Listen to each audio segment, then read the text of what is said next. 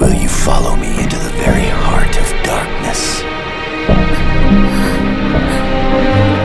I tell you now the words of Red Moon. From the Great Spirit was born the wolf, and man became its messenger.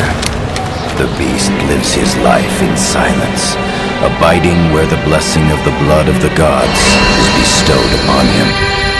The white flower, after winning the favor of the Lord of the Night, will share her scent. Preordained and eternal in countenance, her form is of a lily-white, supple maiden. She distills and condenses all of time until it becomes a precious frozen mass.